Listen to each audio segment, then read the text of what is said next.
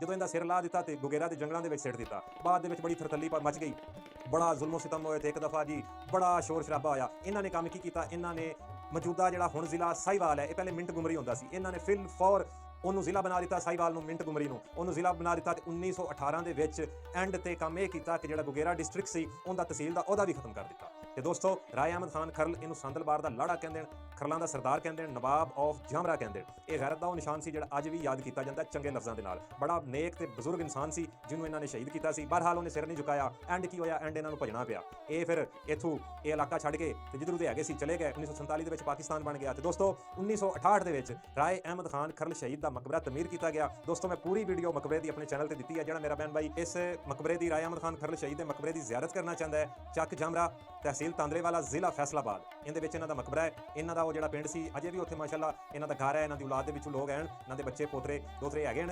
ਉਹ ਉਹਨਾਂ ਦਾ ਡੇਰਾ ਵੀ ਹੈ, ਲੇਕਿਨ ਪਿੰਡੋਂ ਥੋੜਾ ਜਿਹਾ ਬਾਹਰ ਇਹਨਾਂ ਦਾ ਮਕਬਰਾ ਹੈ। ਮੇਰੇ ਚੈਨਲ ਦੇ ਉੱਤੇ ਉਹ ਵੀਡੀਓ ਮੌਜੂਦ ਹੈ, ਤੁਸੀਂ ਜਾ ਕੇ ਵੇਖ ਸਕਦੇ ਹੋ। ਜੀ ਦੋਸਤੋ ਮੈਂ ਉਮੀਦ ਕਰਨਾ ਕਿ ਜਿੰਨੀਆਂ ਵੀ ਗੱਲਾਂ ਰਾਏ ਅਹਿਮਦ ਖਾਨ ਖਰਲ ਸ਼ਹੀਦ ਦੇ ਬਾਰੇ ਮੈਂ ਤੁਹਾਨੂੰ ਦੱਸੀਆਂ ਤੁਹਾਨੂੰ ਚੰਗੀਆਂ ਲੱਗੀਆਂ ਹੋਣਗੀਆਂ।